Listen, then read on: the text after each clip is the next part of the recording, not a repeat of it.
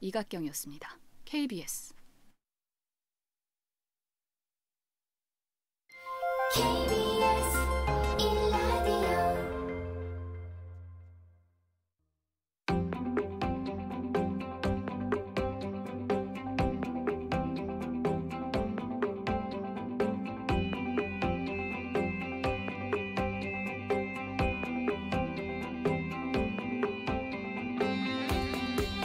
김성환의 시사야.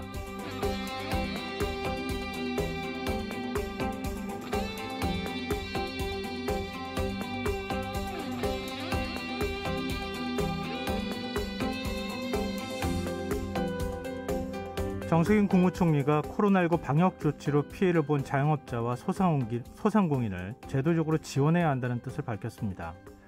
정부 부처를 향해 영업 손실을 보상할 법적 근거를 마련하라고 지시한 건데요. 기획재정부 차관이 어제 손실보상을 법제화한 사례는 찾기 힘들다며 우회적으로 반대 의사를 밝히자 정 총리가 바로 교통정리에 나선 것으로 보입니다.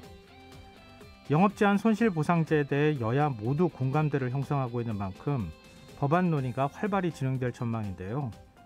문제는 시간일 겁니다.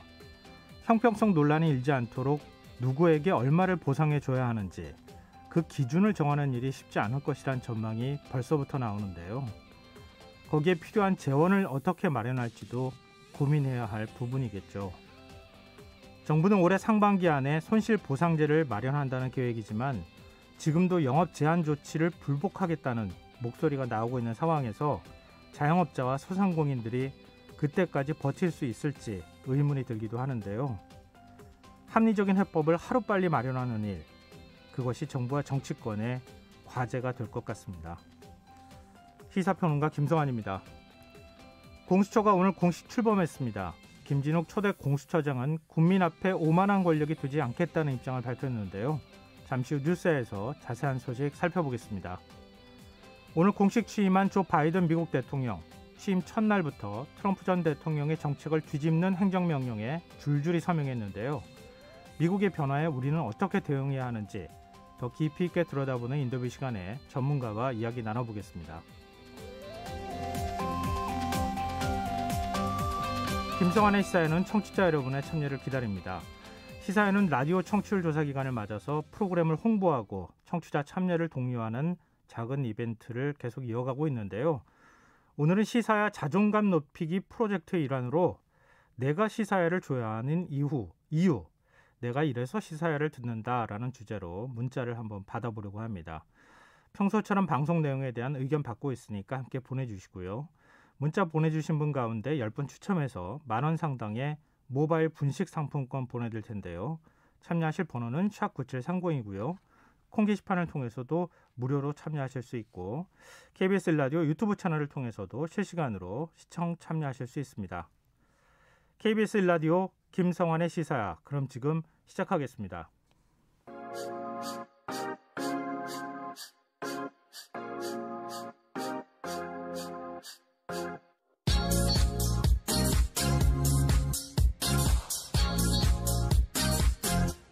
KBS 1라디오 김성환의 시사야.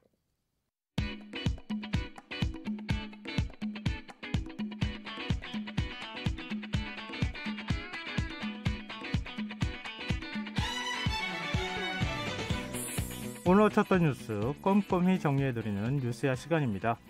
오늘은 곽재훈 프레시안 기자 나와 계십니다. 안녕하세요. 네, 안녕하세요. 네. 오늘도 코로나19 현황부터 살펴볼까요? 네, 중앙방역대책본부는 오늘 자정 기준 코로나19 신규 확진자가 어제보다 401명 늘어났다고 밝혔습니다.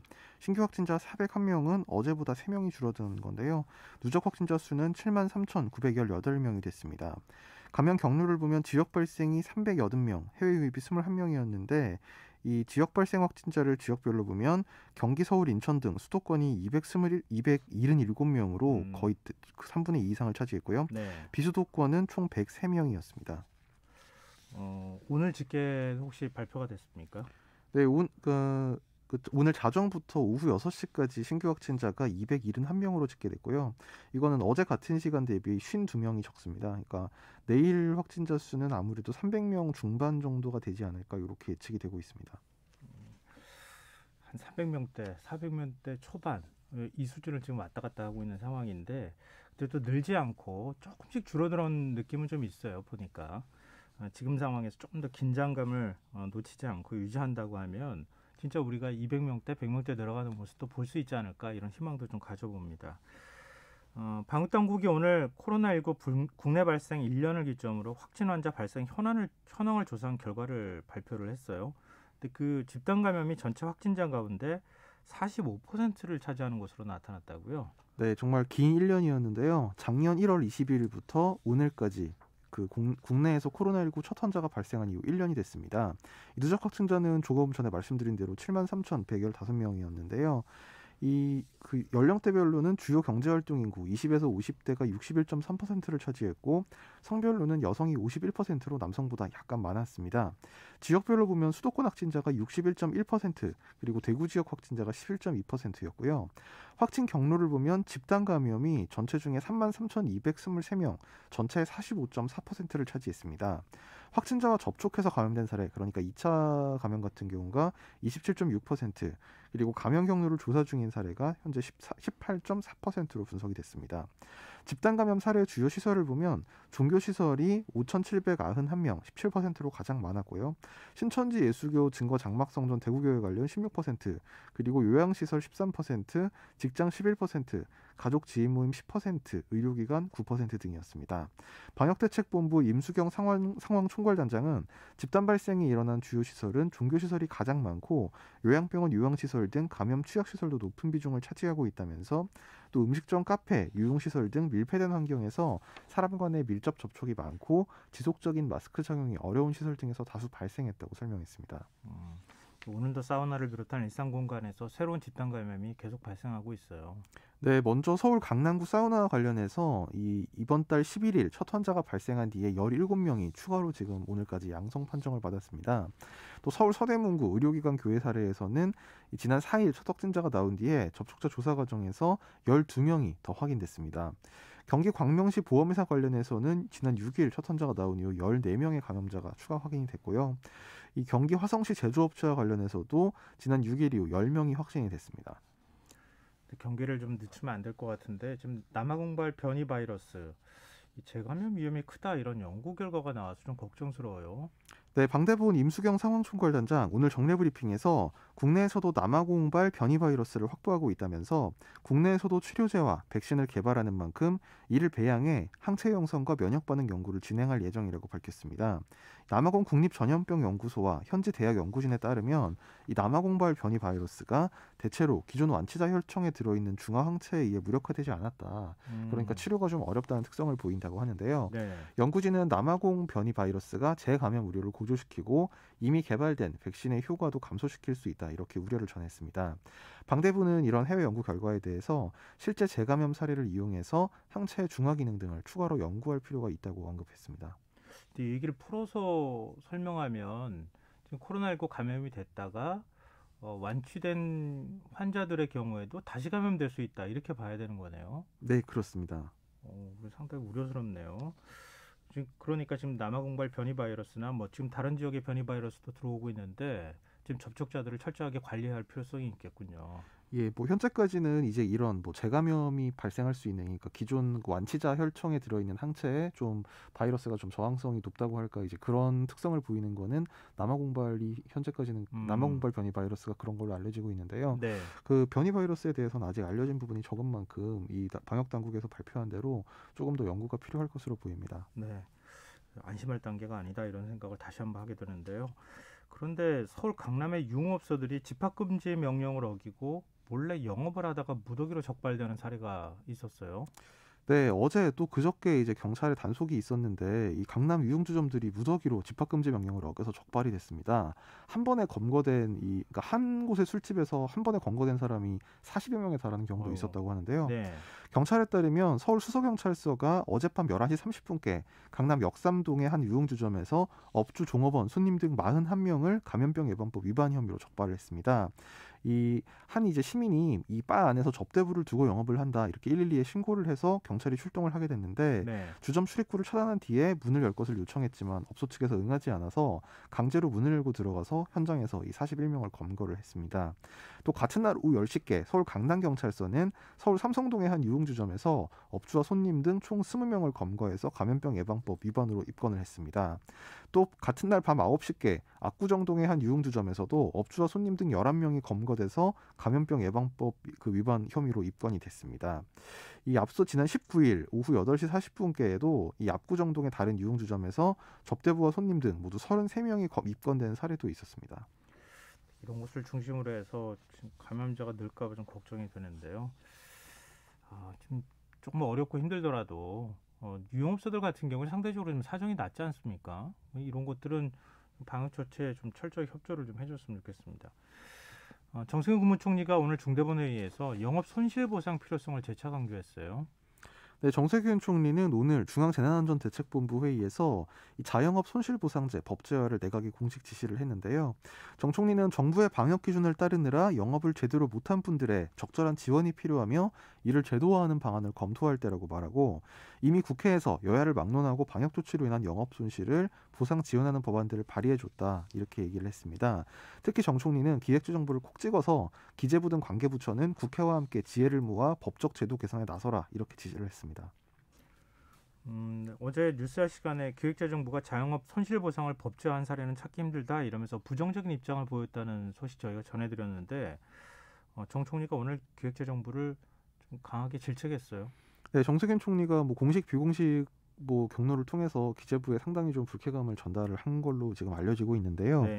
어제 이제 손실보상제 법제화 방침에 대해서 이 기재부 김용범 일체관이 이 법제화한 나라를 찾기 어렵다 이렇게 좀 우회적으로 비판적 반대하는 의사를 이제 밝힌 데 대해서 정 총리가 격노했다 이런 전언이 있었습니다. 정 총리는 당시 이 김용범 차관 발언을 보고받고 이 나라가 기재부 나라냐 이렇게 목소리를 높이기도 했다고 하는데요. 어제 언론 인터뷰에 출연한 자리에서도 이 네. 개혁 과정엔 항상 반대 세력, 저항 세력이 있지만 결국 사필 규정이 될 것이다. 이렇게 경고를 하기도 했습니다. 그리고 우리 재난지원금 지급 문제 가지고도 기획재정부하고 지금 청와대에서도 얘기가 논의되고 있는 상황인데 기재부에서 반대한다 이렇게 목소리를 내기도 하고 홍남기 경제부총리도 사실 그런 부분에 있어서 여당이 얘기하고 있는 것하고 좀 결이 다른 얘기를 주장하고 서로 좀 충돌하는 모습을 보기도 하고 그랬었잖아요.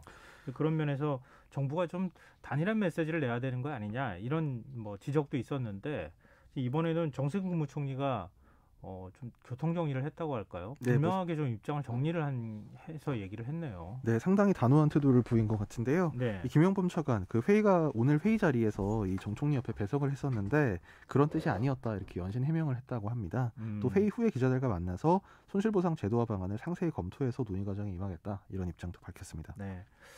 기재부가 아무래도 국간 열쇠를 쥐고 있으니까 여러 가지 재정적인 문제에 있어서 우려되는 점을 얘기는 할 수는 있겠지만 그건 이제 정부 부처 내에서 서로 논의하는 과정에서 나와야 될 얘기지. 기재부 입장이다 이거다. 이걸 이렇게 바깥의 국민들한테 얘기를 하는 것은 적절하지 못하다. 이게 정세균 총리의 어떤 생각이 아닐까 싶은데요. 어쨌든 국민들한테 혼선이 없도록 메시지를 좀 잘 정리해야 될 필요가 있겠습니다. 그리고 권덕철 보건복지부 장관이 오늘 취임 후에 첫 비대면 간담회를 열었다고 하는데 어떤 얘기가 나왔습니까? 네, 권 장관 오늘 취임 후 첫 기자간담회를 열었는데요. 이 국민 다수가 면역을 갖게 되더라도 사회적 거리두기가 계속돼야 될 필요성이 있다. 이런 취지의 발언을 했습니다. 권 장관은 백신이 게임 체인저가 되든 클로저가 되든 가능성이 높아졌다는 이야기를 많이 하지만 인구의 70%가 면역이 됐다고 해도 감염된 사람이 있을 수 있다. 이렇게 지적을 하면서 백신은 2월부터 접종을 시작하게 되고 국내 생산 치료제 역시 2월 초에 조건부 상용화될 걸로 알고 있다. 그래서 11월 경우에는 국민의 70%가 집단 면역을 형성하게 될 것으로 기대한다. 이런 예측을 밝혔는데요. 그러면서 백신 접종과 연관해서 거리두기를 어떻게 가져갈지 이 중앙사고수습본부에서 작업을 하고 있는데 일률적인 집합금지 조처보다는 활동, 행위 등을 중심으로 방역수칙을 준수하면 어떨까 생각한다. 이런 구상을 좀 시사하기도 했습니다. 백신 도입 일정에 대한 국민들이 관심이 많았는데 한 2월 말쯤 되지 않을까 이런 얘기가 있다가 지금 2월 초순 쪽으로 좀 조금 시기가 앞당겨지는 거잖아요. 네. 근데 그러면 정부가 그만큼 이제 접종 준비를 잘 해야지 혼란이 없을 텐데 전국의 백신 접종센터 250곳을 지정해서 운영하겠다는 뜻을 밝혔어요. 네, 오늘 행정안전부 박종현 안전소통 담당관에 따르면 백신 도입 일정이 당초 2월 말에서 2월 초로 앞당겨지면서 설 전에 첫 백신이 들어올 가능성이 커짐에 따라 백신 접종을 시행할 위탁 의료기관과 접종센터 지정 일정을 서두르고 있다 이렇게 밝혔습니다. 이 백신 접종을 시행하는 위탁 의료기관은 약 1만여 곳 그리고 접종센터는 250곳을 지정 운영한다고 행안부는 밝혔습니다. 이 위탁 의료기관 같은 경우에는 기존의 독감 예방 접종을 위해서 지정한 병원 2만 곳 가운데 적절한 곳 1만 곳을 추리면 된다. 그 박종현 담당관이 이렇게 설명을 했고요. 네. 접종센터는 조건이 까다로운데 총 250곳을 지정 운영하는 것이 목표다 이렇게 밝혔습니다. 이 접종센터 같은 경우는 시군구당 한 곳 이상씩 설치하고 이 시군구 인구수가 50만 명을 넘는 곳에서는 3곳을 두도록 하는 게 이제 행정안전부 입장입니다. 이 접종센터는 하루에 많게 3,000명이 접종하게 되는 점을 고려해서 자연 환기가 가능하고 거리 두기 충분한 면적을 갖춘 이 지상시설 그리고 초저온 냉동고 24시간 가동을 위한 자가 발전 시설을 보유한 곳, 그리고 교통 편의성이 양호할 것, 뭐 이런 요건을 충족하도록 기준을 정했습니다. 근데 이게 접종 센터하고 위탁 의료기관 이게 좀 혼선이 있을 것 같은데 접종 센터 같은 경우에는 지금 보관하는 데 있어서 초저온 보관을 해야 되는 화이자나 모더나 이런 백신을 접종하는 데 주로 접종 센터를 활용할 가능성이 있겠군요. 예, 그렇습니다. 위탁 의료기관은 그냥 쉽게 얘기하자면 그냥 동네 의원에서 저희가 독감 예방 주사를 맞지 않습니까? 네. 그냥 코로나 백신도 그렇게 병원에서 맞는 거라고 생각하시면 되고요. 다만 이제 말씀하신 대로 그 어떤 특정 백신 제품 같은 경우에는 초저온에서 유통이 된다든지 아니면 좀 다른 병의원 같은 경우에는 그 백신 놓는 것만 하는 게 아니라 다른 그 의료 행위도 하기 때문에 네. 이 백신 접종에만 좀 집중해서 할 수 있는 기관으로 좀 전문화해서 운영한다. 뭐 이렇게 이해를 해도 되겠습니다. 네. 우리 이제 냉장 보관이 가능하다고 하는 아스트라제네카라든가 이런 백신의 경우에는 일반적인 의료기관에서도 그 정도 시스템을 갖추고 있으니까 전 국민한테 좀 빨리 접종을 할 수 있는 여건이 되지만 그렇지 않은 백신 특성에 따라서 접종센터를 활용해야 할 필요성도 있고 또 한 곳을 집중적으로 지정해서 국민들이 백신 접종만을 위해서 가가지고 빨리 백신 접종을 받을 수 있는 그런 이제 역할도 백신 접종 센터가 맡게 된다. 이제 이런 얘기군요. 알겠습니다. 그리고 좀 훈훈한 소식이 하나 들어와 있는데요. 제주에서 코로나19 확진 판정을 받은 임산부가 아이를 무사히 출산했다는 소식이 있네요. 네, 오늘 제주대학교 병원에 따르면 지난 8일 코로나19 확진 판정을 받았던 30대 임산부 A씨가 성공적으로 분만 수술을 마쳤다고 합니다. 이 코로나19 확진 판정을 받은 임산부가 출산을 한 사례는 이 제주에서 이번이 처음이라고 하는데요.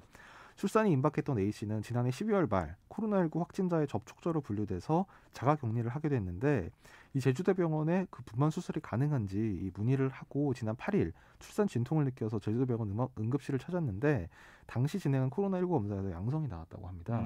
그래서 결국 음압수술실에서 분만 수술을 받아야 했는데요. 네. 이 제주대병원은 질병관리청 지침에 따라서 최소한 인력 그리고 방호복과 멸균 가운 등을 착용하고 수술을 진행해서 이 산모가 3.18kg의 건강한 신생아를 출산을 했습니다.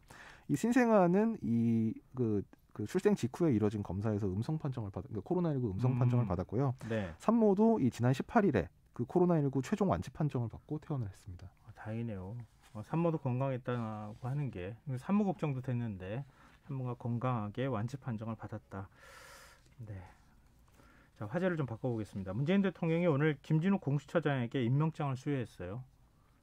네, 문재인 대통령은 오늘 김진욱 초대 공수처장에게 임명장을 수여하면서 공수처는 정치로부터 중립과 기존 사정기구로부터의 독립이 가장 중요하다 이렇게 강조를 했습니다. 문 대통령은 이 김 처장에게 관심이 집중된 부담스러운 직책을 피하지 않고 수용한 것에 경의를 표한다면서 처음 출범한 공수처인 만큼 차근차근 국민의 신뢰를 얻는 것이 중요하다 이런 당부를 전했습니다. 문 대통령은 또 이제 공수처와 검찰, 경찰의 수사 역량을 합친 것이 대한민국 전체의 수사 역량이라면서 검찰, 경찰과 협력을 잘 해달라는 취지의 당부의 그 이야기도 전했습니다. 3년 동안의 임기를 시작한 김진욱 공수처장 어떤 포부를 밝혔습니까? 네, 김진욱 처장은 오늘 정부 과천청사 내에 마련된 공수처 청사에서 취임식을 갖고 여당 편도 야당 편도 아닌 오로지 국민 편만 들겠다 이런 입장을 밝혔습니다. 그러면서 수사의 공정성과 정치적 중립성, 독립성은 세발자전거의 세발처럼 혼연일체가 돼야 앞으로 나갈 수 있다. 이 공수처가 정권 사수처가 되리라 생각하지 않는다. 이렇게 강조를 했습니다. 김 처장은 공수처와 검찰, 경찰이 협조할 것은 협조하고 견제할 것은 견제한다면 선의의 경쟁을 하는 상생관계가 되리라 확신한다면서 특히 검경과의 갈등 요인이 될 수 있는 것으로 지금 우려가 되고 있는 고위공직자 사건 이첩 요구권에 대해 사건 진행 정도, 공정성 등을 감안해 할 수 있게 돼 있는데 세부적으로 유형별로 구체화하겠다 이렇게 언급했습니다. 네. 공수처는 수사부하고 공소부를 분리하게 된다고요? 네, 오늘 공수처에서 밝힌 바에 따르면 핵심 업무가 결국 수사, 기소, 공소 유지 아마 이렇게 볼 수 있을 텐데 네. 상호 견제를 위해서 이 세 개의 수사부와 공소부를 분리를 해서 편제를 했습니다. 이 김진욱 처장은 공수처의 기소권에 대해서 수사와 기소라는 중요한 결정을 하기에 앞서 주권자인 국민 눈높이에 맞는 결정인지 항상 되돌아보겠다 이렇게 얘기하면서 오만한 권력이 되지 않겠다 이런 다짐도 전했습니다. 검찰도 수사와 기소를 좀 분리하면 어떻겠느냐 이런 얘기가 나왔는데 공수처가 결국은 먼저 하게 되는 모양새가 만들어졌네요. 네, 좀 그렇게 됐습니다. 지금 검찰 같은 경우는 아예 이제 지금 여당이나 여당 일각에서 나온 얘기는 아예 이제 그 공소 기능만 하게 하고 수사 기능은 경찰로 넘기게 하자 이런 논의도 있는데요. 아무튼 공수처는 지금 두 가지 기능을 갖고 있는데 이 수사 그리고 공소 기능을 분리해서 편제를 시작부터 이렇게 한번 시도를 하게 됐습니다. 오늘 공수처 현판식을 연 거죠? 지금 공수처가 공식적으로 출범했다고 봐야 되는 겁니까? 네, 맞습니다. 이제 처장 임명, 처장이 선임이 됐고 이 처장이 대통령에게 임명장을 받았고 오늘 취임식을 했고 네. 편제도 어느 정도 마련이 됐기 때문에 물론 어떤 구체적인 공수처 구성 규칙이라든지 이런 것은 아직 좀 시간이 걸리겠습니다만 어쨌든 이제 오늘부로 공수처가 출범을 했다 이렇게 생각을 하면 되겠습니다. 공수처는 오늘부로 공식 출범한 것이다. 근데 공수처에서 일할 사람들은 아직 없는 상황이잖아요. 그러니까 그런 부분인데요. 일단 인선도 인선이고 아까 말씀드린 것처럼 이제 원래 관공서에서 일을 하려면 내부의 어떤 규칙을 마련해서 물론 대통령령으로 마련되는 부분도 있습니다만 자체 규칙 내규를 정해가지고 이제 거기에 따라서 업무를 진행을 해야 되는데 네. 이제 그런 것을 이제 마련하는데 아직 시간이 좀 걸릴 것 같고요. 또 일단 오늘 검찰에서 수사관 10명 그리고 행정직원 10명 정도를 수혈을 받았긴 한데 네. 추가적으로 인선도 필요한데 이 김 처장은 이에 대해서 인사를 위해 공모, 서류심사, 면접, 인사위원회 등을 거치면 적어도 2달은 소요될 것이다 이렇게 예상을 하기도 했습니다. 지금 공수처 차장은 공수처장 제청으로 대통령이 임명하는 거잖아요. 예, 그렇죠. 차장은 공수처장의 의지에 따라서 그러면 제청할 수 있는 거네요. 예, 그러니까 오늘 김진욱 처장이 첫 차장 인사에 대해서도 잠깐 기자들과 만난 자리에서 언급을 했는데 곧 그렇게 늦지 않게 하겠다 이런 취지로 얘기를 하면서 한 2배수가 아니라 한 서너 명 정도를 이제 대통령에게 제청을 해서 그 중에 대통령이 임명을 하도록 할 수도 있다. 이런 얘기도 했었습니다. 네. 이제 공수처가 움직이기 시작했다, 출범했다, 이제 이런 의미가 좀 있을 것 같은데 정치권 그동안에 이제 공수처 설치에 관해서 여러 가지 찬반 양론이 좀 있지 않았습니까? 분위기는 어땠어요? 네, 민주당에서는 환영하는 분위기였는데요. 김태년 원내대표는 권력형 부정부패와 비리, 또 검찰 권한 남용을 뿌리 뽑는 공정하고 독립적인 수사기관으로 공수처가 뿌리내야 한다 이렇게 강조하면서 민주당이 공수 출범한 이후에 공수처를 뒷받침하겠다, 또 권력기관 개혁을 중단 없이 추진하겠다 이런 뜻을 밝혔습니다. 야당에서는 비판 그리고 우려 이런 목소리가 좀 나왔는데요. 국민의힘은 김예령 대변인 논편에서 이 공수처가 국민적 신뢰를 얻기 위해선 정치적 중립과 성역 없는 수사, 이에 대한 공수처장의 실천 의지가 중요하다고 강조하면서 공수처가 권력 눈치를 살피는 정치적 방패막이 정권 수호처로 전락하지 않도록 국민들과 지켜보겠다 이런 입장을 밝혔습니다. 네. 김진욱 초대 공수처장이 이런 이제 정치권의 의견 다 수렴해서 공수처를 좀 논란의 대상이 되지 않도록 잘 좀 운영을 했으면 좋겠습니다. 지금 여러분께서는 KBS 일라디오 김성환의 시사와 함께하고 계십니다. 계속해서 뉴스야 이어가겠습니다. 김학의 전 법무부 차관 출국 금지 사건을 수사 중인 검찰이 오늘 대대적인 압수수색에 나섰어요. 네, 위법성 논란이 불거진 김학의 전 법무차관 출국 금지 사건을 검찰이 수사 중인데 오늘 법무부 등 한 대여섯 곳에 대해서 동시에 압수수색에 나섰습니다. 이 사건을 수사 중인 수원지검은 오늘 오전 법무부 등에 대한 압수수색 영장을 집행했다고 밝혔는데요. 네. 압수수색 대상에는 이번 사건과 관련된 법무부 감찰 담당관실, 그리고 차규근 출입국 외국인정책부 부장 사무실, 또 인천공항 출입국 외국인청, 또 대검 기획조정부 등이 포함됐고, 이 의혹의 중심에 있는 이규원 대검 과거사 진상조사상 검사가 지금 파견 근무 중인 정부 세정청사의 공정거래위원회 사무실, 또 이 검사의 자택에 대해서도 압수수색에 들어간 걸로 알려졌습니다. 압수수색 대상지는 이제 공익신고서에 담긴 피신고인들의 근무지가 대부분 포함이 됐습니다. 근데 김학의 전 차관이 출국 금지된 게 2년 전 일이지 않습니까? 이게 김 전 차관이 검찰 과거사 진상조사단의 소환 요청에 불응하다가 갑자기 밤에 출국하는 그런 그 출국을 시도하다가 결국 출국 금지를 받고 출국 금지가 되는 바람에 외국으로 나가지 못했고, 그래서 결국 나중에 기소가 돼서 뭐 지금 이제 실형을 선고받은 상황 아니겠습니까? 네, 이게 2019년 3월 19일의 일이었는데요. 당시에 법무부 출입국 심사과 공무원들이 이 3월 19일 오전부터 같은 달 22일 오후까지 한 170여 차례에 걸쳐서 이 김학의 차관의 이름, 생년월일, 출입국 기자 정보 등이 포함된 개인정보를 조회하고 상부에 보고를 했다, 지금 이렇게 알려져 있습니다. 이게 지금 최근 들어서 다시 논란이 된 거는 지난 11일 이 국민의힘에서 공익신고서를 이제 대검찰청에 제출을 하면서인데요. 이 대검찰청은 이 공익신고서를 제출을 받고 이걸 수원지검 안양지청에 넘겨서 수사를 하도록 했습니다. 근데 법무부는 어떤 입장 보이고 있습니까? 법무부는 뭐 오늘 압수수색 이후에 이제 추가로 입장이 나온 거는 지금 아직 알려지지 않고 있고요. 네. 이 사건 수사 자체에 대해서 지난 16일에 입장문을 냈었는데, 당시에 김 전 차관의 심야 해외 출국 시도에 따라 이뤄진 이 긴급 출국 금지 일부 절차 관련 논란은 출국 금지 자체의 적법성과 상당성에 영향을 미칠 수 없는 부차적 논란에 불과하다, 이렇게 밝혔습니다. 이 법무부는 실제로 지난 2013년 황교안 법무장관 당시에도 수사기관 요청이 없었음에도 장관이 직권으로 출국 금지를 한 적도 있다, 이렇게 밝히면서 당시 김 전 차관의 국외 도피 가능성이 보도되고 있었기 때문에 긴급 출국 금지 요청이 없었다면 장관 직권으로라도 했을 것이다. 하지 않았더라면 오히려 직무유기가 될 수 있었다. 이런 입장을 밝혔었습니다. 네. 이제 서로 간에 좀 이 입장이 좀 다른 거 아닌가 싶은데, 일단 국민의힘은 공세 수위를 높이고 있어요. 네, 국민의힘은 앞서 공익신고서를 전달한 데 이어서 내일 대검에 추가 고발을 하겠다는 입장을 밝히기도 했는데요.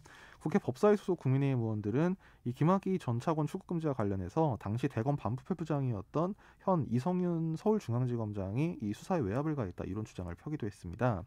이 제보에 따르면 이 국민의힘 의원들은 수원지검 안양지청 수사팀이 지난 2019년 이 김 전 차관 측의 출국 금지 정보가 유출된 혐의에 대해서 수사를 하던 중에 이 출국 금지 조치 자체가 불법으로 이런 정황을 포착을 해서 수사를 하려고 했는데, 여기에 대해서 대검 반부패부가 수사하지 말라, 이런 압력을 행사했다, 이런 제보를 받았다고 주장을 했습니다. 지금 윤석열 검찰총장이 복귀한 이후에 검찰 수사가 속도를 내면서 이게 좀 법무부와 검찰 간의 갈등이 재현될 수 있다, 이런 우려의 목소리가 나오고 있는데 어떻게 보세요? 추미애 장관이 대검의 조치에 대해서 검찰 개혁에 반하는 수사다, 대검과 수뇌부가 책임져야 할 걸 검사에게 미루는 것이다, 이런 주장을 펴기도 했고요. 앞서서 이제 법무부 산하 이 검찰 과거사위원장 대행을 맡았었던 이 정한중 한국외대 로스쿨 교수는 윤 총장이 징계 사태를 보복하기 위해서 이 사건 수사를 지시했다, 이런 주장을 현재 펴기도 했습니다.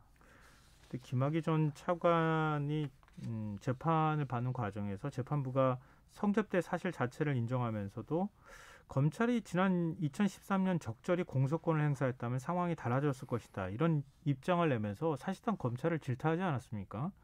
근데 이 상황을 돌아보면 그동안에 김학의 전 차관에 대해서 검찰이 면죄부를 주지 않았다면, 그렇다면 이런 상황도 발생하지 않았을 거 아니겠느냐, 이 본질을 좀 봐야 되는 거 아니냐, 이런 지적도 있는데 이거 어떻게 봐야 되는 거예요? 네, 작년에 있었던 김학의 전 차관 본인에 대한 재판도 그랬고요. 지난 2019년 11월 15일 이제 윤중천 건설업자 윤중천 씨에 대한 재판에서 당시 중앙지법 재판부가 검찰이 2013년 윤중천 씨를 수사를 했는데 성접대 문제에 대해서 판단을 하지 않고 고소된 성폭력 범죄만 판단해서 대부분 불기소했다, 이 점을 지적을 하면서 그래서 뇌물공여는 공소시효가 지나버렸다. 2013년에 검찰이 적절히 공소권을 행사했다면 이 적정한 혐의로 윤 씨가 법정에 섰을 것이다, 이렇게 지적을 한 바가 있었습니다. 알겠습니다. 자, 하여튼 앞으로도 검찰 수사가 법무부를 향하고 있는 상황이기 때문에 또 이게 갈등의 새로운 요인이 되지 않을까, 이런 점도 걱정이 되긴 하는데요. 좀 상황 지켜보도록 하죠. 자, 다음 뉴스로 넘어가 보겠습니다. 문재인 대통령 국정수행 지지율이 40%대를 회복했다는 여론조사 결과가 나왔어요.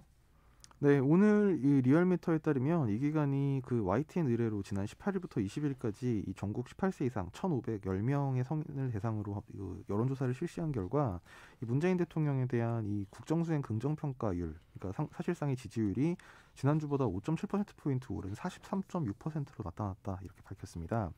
이 긍정평가는 지난 11월 4주차 조사 이후 줄곧 30%대에 머무르다가 무려 8주 만에 40%대로 다시 올라선 건데요. 부정평가는 52.6%로 그 반면 5.0%포인트 내렸습니다. 네. 이게 조사 개요를 말씀드려야 되는데요. 네. 뭐 앞서 말씀드렸듯이 지난 18일부터 4일간 이 전국 18세 이상 유권자 1,510명에 대해서 조사를 했고 이 조사 방법은 유무선 전화 임의 걸기, 이 전화 면접과 자동응답 혼용 방식으로 시행이 됐고요. 표본 오차는 95% 신뢰 수준에서 플러스 마이너스 2.5%포인트였습니다. 이 조사 결과 관련 상세 사항은 리얼미터 홈페이지 그리고 중앙선거여론조사심의위원회 홈페이지에서 확인하실 수 있습니다.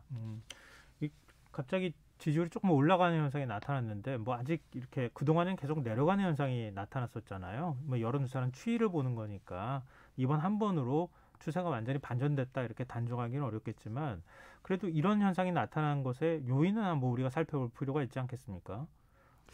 네, 뭐 방금 말씀하신 대로 사실 추세를 좀 봐야 되긴 하는데요. 네. 그 리얼미터 이 조사기관 같은 경우에 이 월화수 조사한 거를 이제 목요일에 주중 결과라고 발표를 하고 사실은 그 다음 주 월요일에 월화수목금 조사한 걸 이제 주간 결과라고 해서 발표를 하거든요. 네. 그리고 매주 금요일에는 이제 다른 조사기관 갤럽에서도 이제 그 정례 조사를 해가지고 발표를 하는데 그래서 뭐 정확한 거는 이제 앞으로 1, 2주 정도 더 추세를 봐야 되긴 하겠습니다만 네. 일단 오늘 이제 조사기관 측에서는 이 문 대통령의 신년 기자회견 발언 그리고 그 개각 단행 이제 이런 것이 지지율 상승에 영향을 미친 걸로 보인다 이런 분석을 했습니다. 뭐 실제로 이제 신년 기자회견 당시에 문재인 대통령이 상당히 좀 그 국민들에게 강한 인상을 남기는 언급들을 좀 많이 하기도 했기 때문에 네. 뭐 그런 분석이 좀 일리가 있어 보입니다. 근데 민주당 지지율이 2달 만에 국민의힘 지지율을 추월했다. 이런 결과도 같이 나왔는데 이건 또 어떻게 봐야 됩니까? 네, 정당 지지율에서는 더불어민주당이 32.9%, 국민의힘은 28.8% 이렇게 나타났는데요. 민주당은 지난주 대비 그 2%포인트 오른 반면에 국민의힘은 3.1%포인트 내려갔습니다. 이 리얼미터는 국민의힘 주호영 원내대표가 이 문 대통령 사면 대상이 될 수 있다. 이런 취지의 발언을 했던 것이 이 민주당의 지지층 결집의 효과를 낸 것 같다. 이런 취지의 분석을 해냈습니다. 4월 재보선을 앞두고 서울과 부산 민심이 어떤가 이것도 굉장히 중요한데 어떤 결과가 나왔습니까? 예, 서울에서는 민주당이 26.6%, 국민의힘은 35.1% 이렇게 결과가 나왔고요. 네. 그러니까 그 서울에서는 국민의힘이 조금 앞서 있는 상황인데 부산, 울산, 경남 지역에서는 민주당이 34.5%, 국민의힘은 29.9% 이렇게 나와서 1, 2위가 뒤바뀌는 결과가 나왔습니다.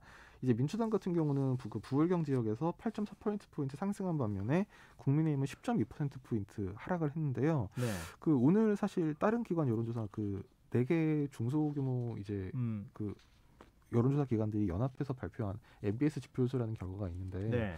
뭐 그 결과라든지 아니면 내일 발표될 뭐 갤럽 등 이제 다른 기관 다른 기관의 이제 조사 결과도 좀 이제 비교해서 살펴볼 필요가 있을 것 같습니다. 네. 일단 뭔가 부산 경남 지역의 민심이 약간 흐름이 바뀌어가는 거 아닌가 이런 이제 분석이 가능할 것도 같은데요. 말씀하신 것처럼 이것도 역시 다른 기관하고 좀 비교 분석해보는 과정이 필요하겠다 이런 것이군요.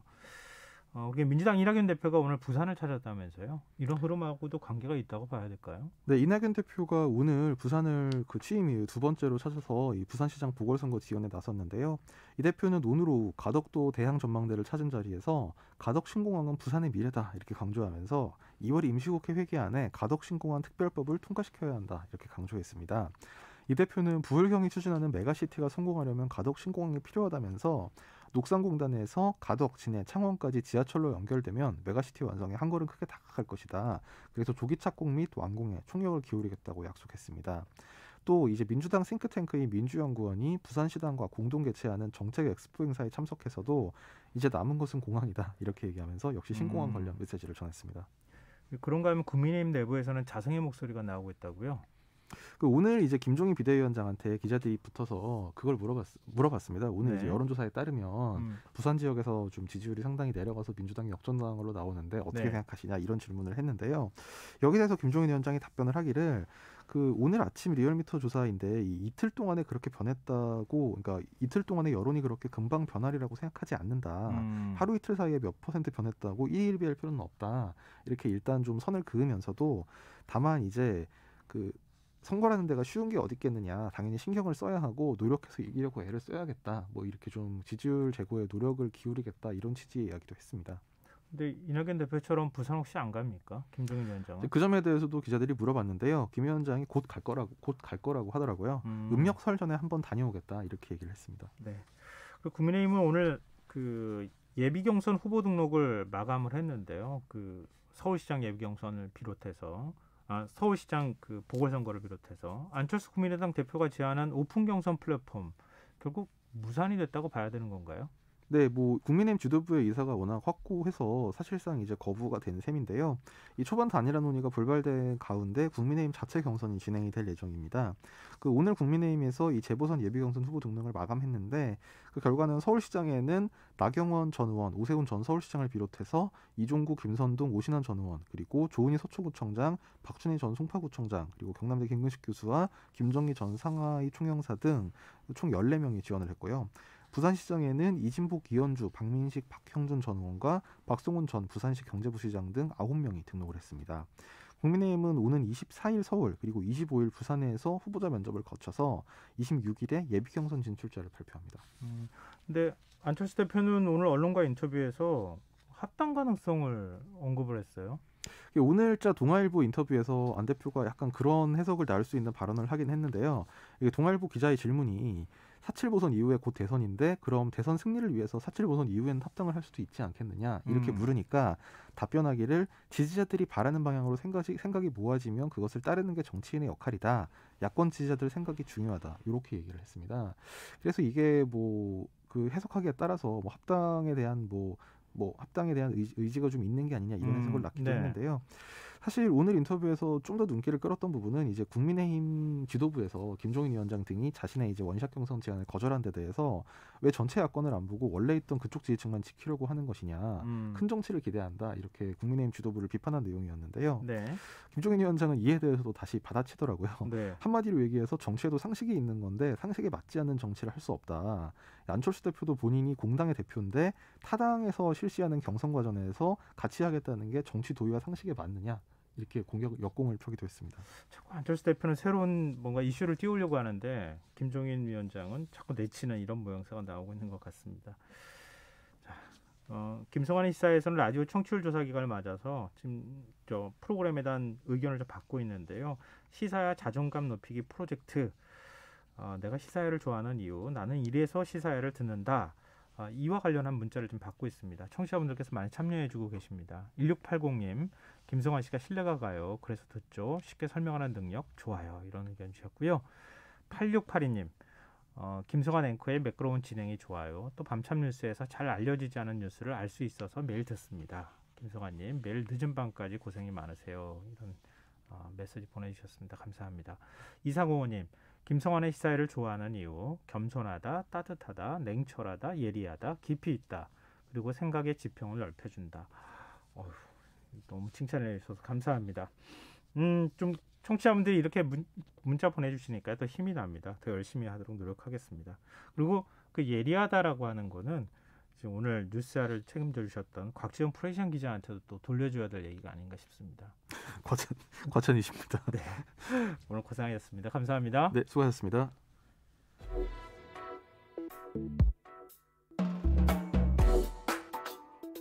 더 나은 내일을 준비하는 시간. KBS 1라디오 김성환의 시사야.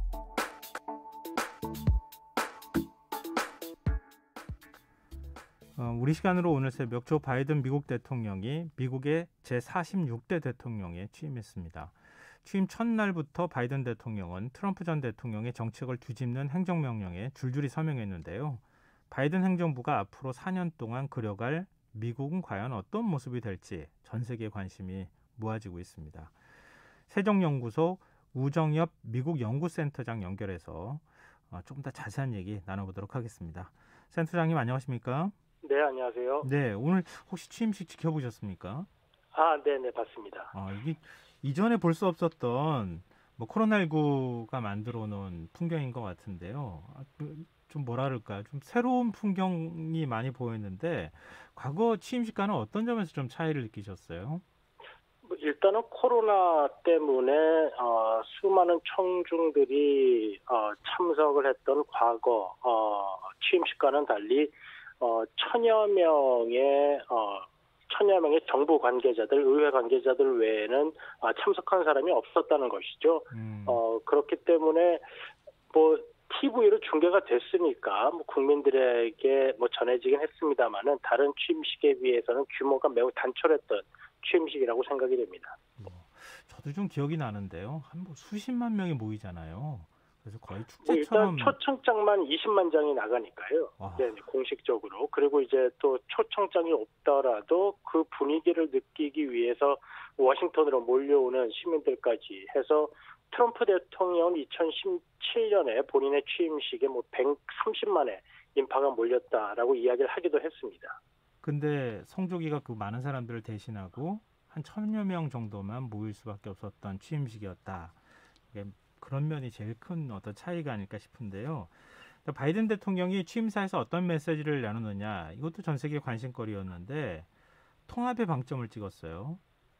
네, 오늘 바이든 대통령은 이제 민주주의의 복원, 그다음에 이제 미국이 시험대에 올랐었지만 뭐 이겨냈다, 이러한 메시지를 전하면서 이러한 민주주의 복원과 미국이 다시 제자리로 가기 위해서는 통합하는 것이 필요하다라는 메시지를 전달했습니다. 아무래도 트럼프 대통령의 지난 4년 그리고 선거 이후 보여줬던 미국의 분열상, 그리고 의회로 난입한 트럼프 지지자들의 행동, 이런 것들을 이제 좀 뒤로 하고 통합해 나가자는 메시지를 전달하고자 했던 것 같습니다. 네.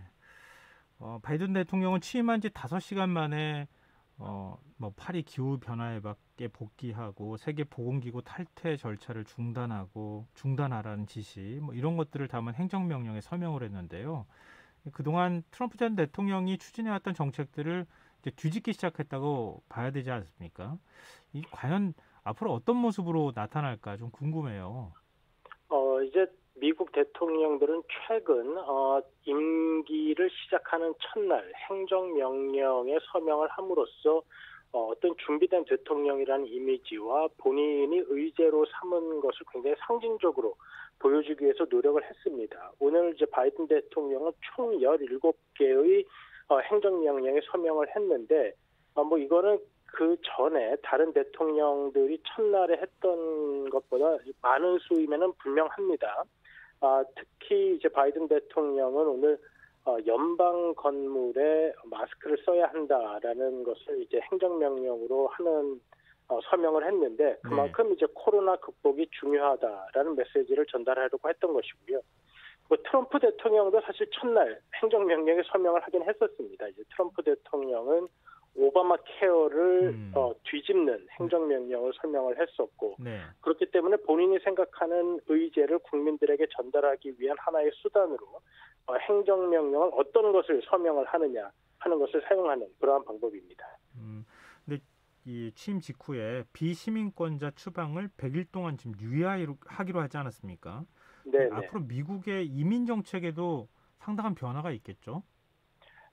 트럼프 대통령은 이민에 대해서 굉장히 혹독한 정책을 펼치려고 했었고 많은 행정명령을 통해서 이민 가족들을 이제 어떻게 보면 다시 돌려보내기 위한 그러한 정책들을 펼쳤습니다. 그런데 이제 바이든 정부는 바이든 대통령의 주요 지지자들이 이민 계층이 많고 또 유색 인종이 많기 때문에 그러한 트럼프 대통령의 정책들을 되돌리려는 노력을 첫날 행정명령에 서명함으로써 상징적으로 보여줬다라고 볼 수 있겠습니다. 우리 교민이나 좀 또 유학하는 학생들도 굉장히 많고 뭐 영주권 갖고 있으신 분들도 상당히 많이 있는데요. 우리 교민들한테 미치는 영향도 꽤 있겠는데요.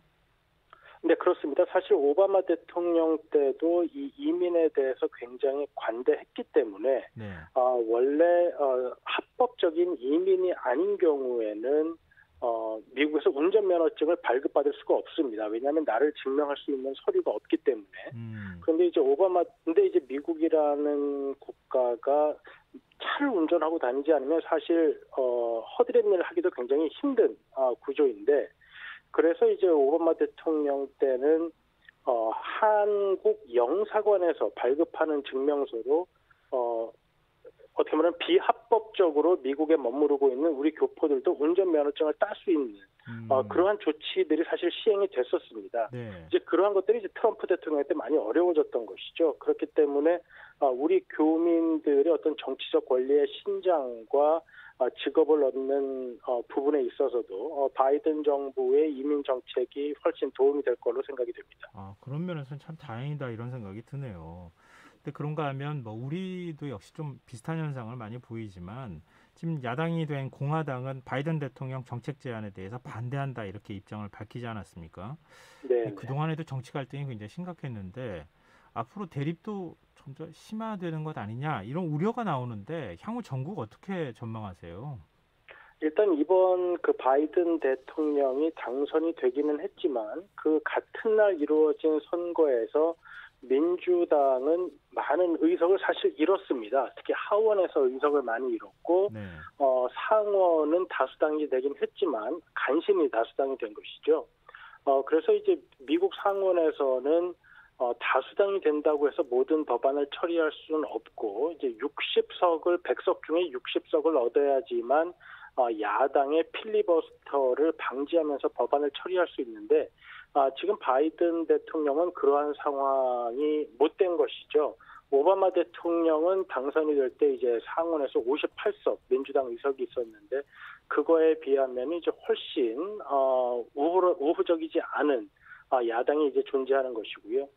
그렇기 때문에 앞으로 바이든 대통령이 추진하고자 하는 여러 의제가 의회를 통과하는 방식으로는 힘들 수가 있다라는 점입니다. 그래서 많은 행정명령을 동원할 것 같고 또 그 과정에 또 2년 후에 이제 중간 선거가 열리게 되는데 또 그것을 겨냥한 공화당 쪽에서는 바이든 정부의 많은 정책에 발목을 잡을 가능성도 있습니다. 바이든 흔들기를 적극적으로 할 가능성이 있다 이런 말씀이시군요. 그리고 지금 토니 블링컨 국무장관 내정자가 인준청문회에서 대북 정책을 전면 재검토하겠다 이렇게 발언을 해서 지금 바이든 행정부의 대북 정책이 어떻게 변화할 것인가 이게 좀 궁금거리 중에 하나인데요. 이 대북 정책 어떤 방향으로 풀릴 거라고 보십니까? 아직까지 바이든 정부에서 대북 정책의 목표 지점이 어디다라고 이제 밝히지는 않았습니다.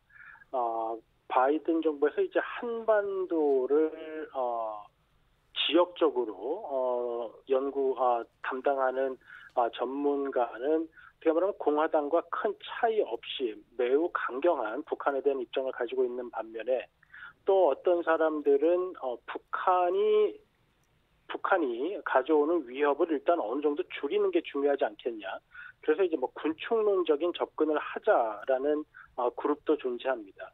이 두 그룹 중에 어떠한 목소리가 최종적으로 힘을 얻을지는 아직 모르는 상황인데 그렇기 때문에 북한이 향후 수개월 동안 어떤 모습을 보여주는가가 미국의 대북 정책 방향을 결정하는 데 큰 영향을 미칠 것으로 생각이 됩니다. 오바마 정부 시절에는 전략적 인내라고 하지 않았습니까? 근데 그렇게 하면서 한반도 문제 적극적으로 해결 의사를 보이지 않았었는데 그렇게 되지는 않겠죠? 북한이 어떻게 하느냐에 달렸을 것 같습니다. 만약 이 문제가 이란 핵 문제와 같이 국제사회의 철저한 사찰과 검증을 북한이 허용하는 그러한 모습을 보이게 되면 현재 민주당의 역학구도로 봤을 때는 동결을 1차적인 목표 지점으로 삼는 그러한 협상도 가능할 수도 있겠으나 만약 북한이 하노이 때처럼 이러한 전면적인 사찰과 국제기구의 검증 같은 부분을 거부하고 만약에 본인들이 일방적으로 동결하는 것을 받아들이라라고 한다면 네. 그것은 아마 미국 쪽에서는 북한에게 압박의 수위를 더 높여서 다시 미국이 원하는 방향으로 북한이 협상의 태도를 바꾸게끔 하려는 자세를 가질 수도 있습니다. 문재인 대통령이 외교부 장관 후보자로 정의용 전 국가안보실장을 지명하지 않았습니까? 네. 만약에 외교부 장관으로 임명된다면 미국과의 특히 한미 관계를 푸는 데 있어서 어떤 역할을 할 거라고 보십니까? 아마도 우리 정부에서 새로운 외교 장관을 임명한 것은 앞으로 약 1년 반이 채 남지 않은 임기 기간 동안 이 남북 문제의 어떤 식으로든 이제 속도를 좀 내었으면 좋겠다라는 바람에 따른 것으로 생각이 됩니다. 근데 이제 문제는 바이든 정부는 이제 시작했다는 것이죠. 그러니까 네. 바이든 정부의 시계는 4년짜리 시계를 가지고 있는 것이고 우리 정부는 1년 반짜리 시계를 갖고 있기 때문에 그 우선순위가 지금 매우 다를 수밖에 없습니다. 그렇기 때문에 정의용 장관 내정자가 이제 장관으로 직무를 시작하게 되면 이 시간 차이에 따른 우선순위를 어떻게 미국과 협의하여 조정하느냐 하는 문제가 가장 중요한 업무가 될 것으로 생각이 됩니다. 지금 한미연합훈련이나 방위비 분담 특별협정, 방위 분담 협상은 어떻게 진행될 것 같으세요? 방위비는 민주당 쪽에서 그동안 트럼프 대통령이 한국에 요구한 것에 대해서 굉장한 비판을 가했었죠. 그렇기 때문에 트럼프 대통령이 했던 것처럼 급격한 인상을 요구하지는 않을 것 같습니다. 트럼프 대통령의 인상 요구는 현재 한국과 미국 간의 방위비 분담 구조 자체를 바꿔야지만 가능했던 것인데요. 지금 우리 정부는 그러한 방위비 분담 구조를 바꾸는데 이제 거부를 했고, 미국은 방위비 분담 구조를 바꿔서 돈을 많이 달라라고 했던 것인데 거기서 이제 협상이 결렬이 됐었죠. 그렇기 때문에 아마도 단기적으로는 미국 정부가 그러한 트럼프 대통령의 입장을 따르지 않고 일단은 어느 정도 인상을 하는 선에서 협상을 마무리할 것 같습니다. 다만 미국 정부가 계속해서 방위비 분담 구조를 바꾸자는 요구는 할 가능성이 있기 때문에 방위비 협상이 일단 타결된다고 하더라도 그것이 우리가 원하는 만큼 단연 계약이 될 것이냐 아니면 1, 2년 계약을 하고 또 다른 방위비 분담 구조를 바꾸는 협상을 할 것이냐 하는 부분은 아직 좀 지켜봐야 할 것 같습니다. 문 대통령이 바이든 대통령한테 가까운 시일 내에 직접 만나길 바란다 이런 내용의 축하 전문을 보냈는데요. 정상회담 언제쯤 가능할까요? 글쎄요.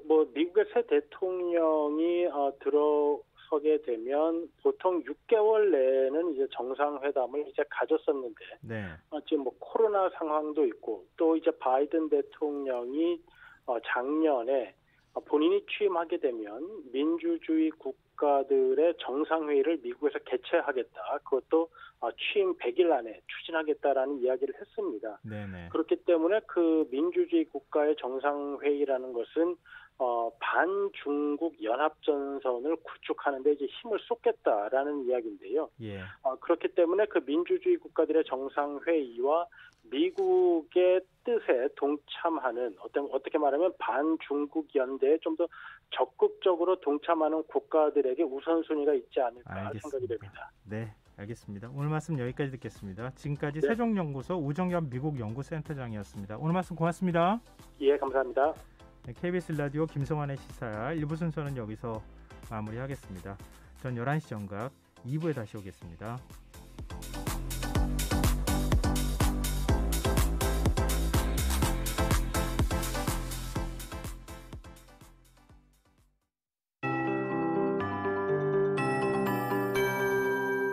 KBS 58분 날씨.